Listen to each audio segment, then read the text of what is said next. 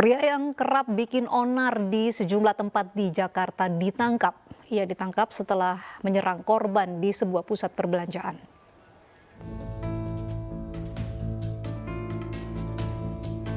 YA ditangkap setelah dilaporkan atas penyerangan di sebuah pusat perbelanjaan di kawasan Tanah Abang, Jakarta Pusat. Saat kejadian, pelaku tidak hanya berkata kasar, tapi juga menganiaya korban. Kini pelaku masih diperiksa di Polda Metro Jaya. Ternyata pelaku sudah sering membuat keributan. Sebelumnya pria ini terlibat keributan dengan penumpang KRL di stasiun Manggarai. Pada tanggal 16 Januari, YA juga kedapatan mengamuk karena tidak bisa membayar hotel. Pada bulan yang sama, YA dilaporkan ke polisi atas perbuatan tidak menyenangkan.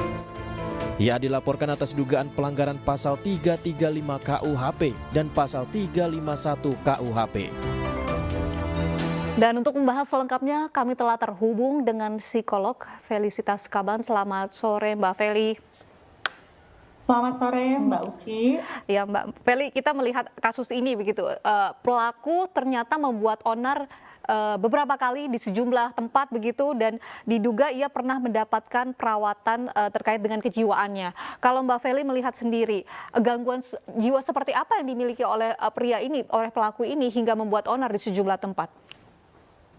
Baik, terima kasih Mbak Uci. Kalau untuk menentukan diagnosa, pria atau tersangka ini memiliki gangguan jiwa seperti apa, dibutuhkan serangkaian asesmen psikologi, dibutuhkan banyak sekali alat tes supaya bisa memutuskan bahwa gangguan jenis apa yang dialami oleh pelaku atau tersangka ini, gitu ya. Tapi kalau dilihat dari perilakunya, dilihat dari banyaknya atau sudah berulang kali melakukan hal-hal yang meresahkan orang sekitar, nah itu kita bisa bilang bahwa perilakunya cenderung abnormal, Mbak Uci.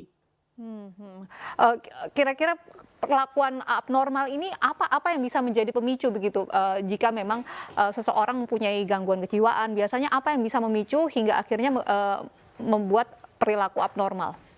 Iya, terima kasih. Untuk usia selevel tersangka ya, sudah masuk di usia dewasa, seyogyanya sudah memiliki kemampuan untuk mengontrol emosi.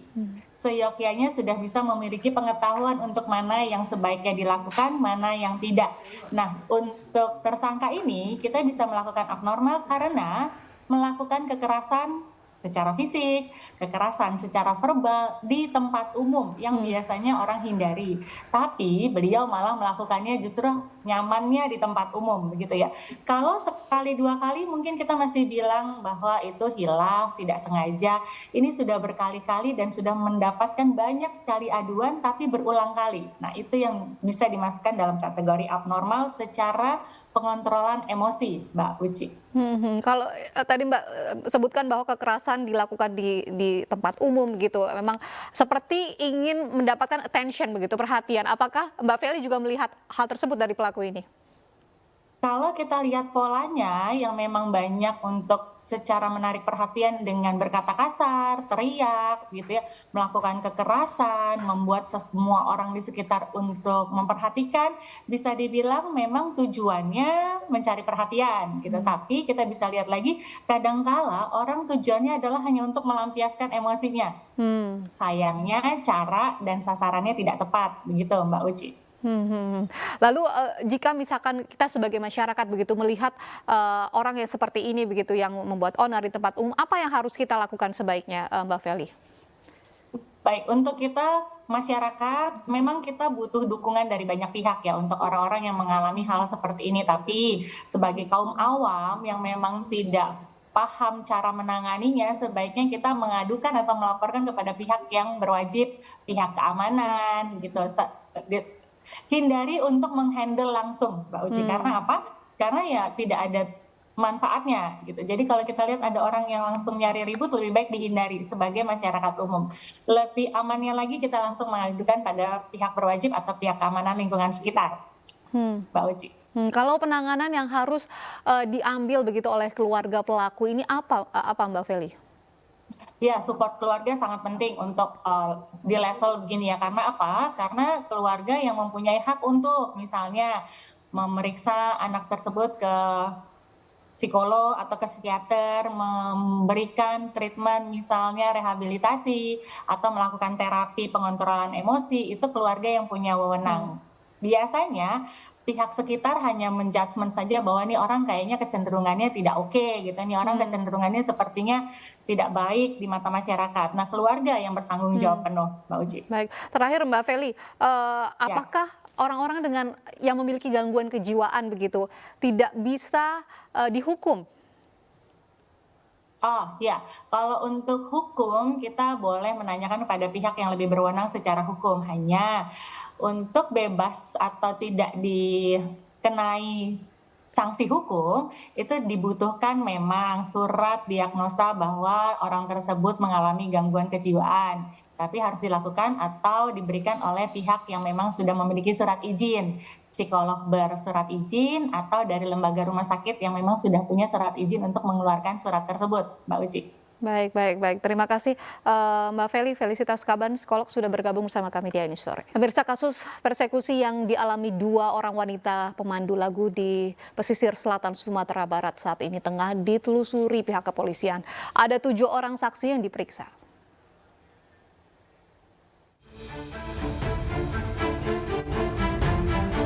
Kepala Kepolisian Resor Pesisir Selatan Sumatera Barat AKBP Novianto Taryono menyebut jika pihaknya kini sudah memeriksa saksi-saksi yang berkaitan dengan kasus persekusi 2 pemandu karaoke berinisial PR dan EA di kawasan Pantai Pasir Putih, Kecamatan Lengayang, Pesisir Selatan. AKBP Novianto Taryono menjelaskan tindakan persekusi dan kekerasan akan dituangkan dalam pemeriksaan. Pelaku dikenakan pasal kekerasan seksual dan undang-undang pornografi yang di dalamnya juga ada tindakan mempublikasi atau mengupload video ke media sosial. Tidak hanya itu, para pelaku juga diketahui melakukan pengerusakan kafe. Pihak kepolisian telah mengamankan barang bukti berupa pakaian 2 pemandu karaoke yang dilucuti para pelaku. Kita sudah periksa 7 saksi. Nah, sudah ada beberapa nama yang keluar. Namun kita nggak boleh serta-merta langsung menentukan itu tersangkanya.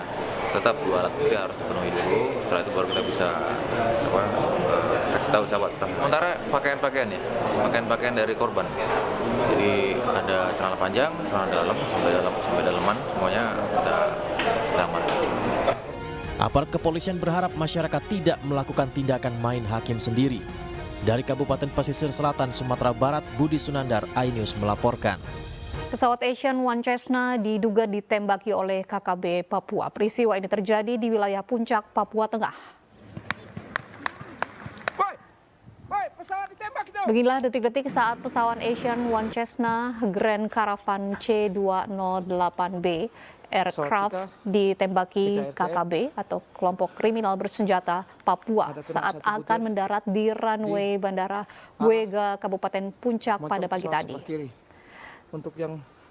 Pilot Jonathan dengan rute penerbangan Timika Beoga Timika pada saat pesawat akan mendarat di ujung runway sempat mendengar 9 kali suara tembakan.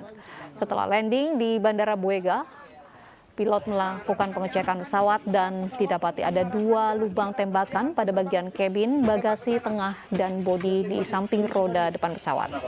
Aparat yang berada di lokasi kemudian mengamankan pesawat dan penumpang di bandara dan tidak ada korban jiwa dalam kasus penembakan tersebut.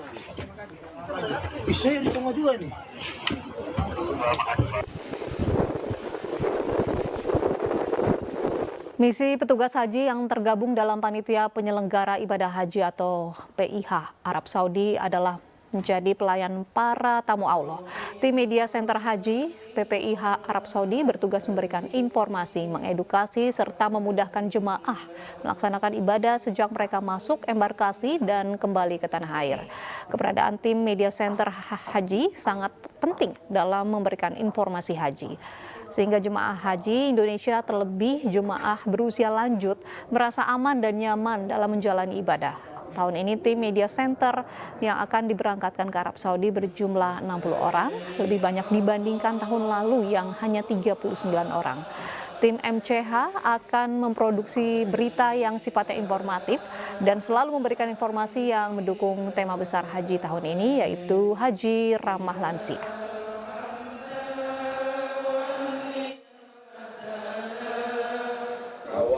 insan media yang mereka itu mungkin di sela-sela pemberitaan pemberitaan rutin membuat tips-tips buat jemaah haji yang membuat jemaah haji itu semakin mudah, ya. Contoh, seumpamanya tips cara pergi ke Masjidil Haram yang aman, ya, ini contoh saja ya. Atau tips mempersiapkan menjelang puncak haji. Oh, ini luar biasa.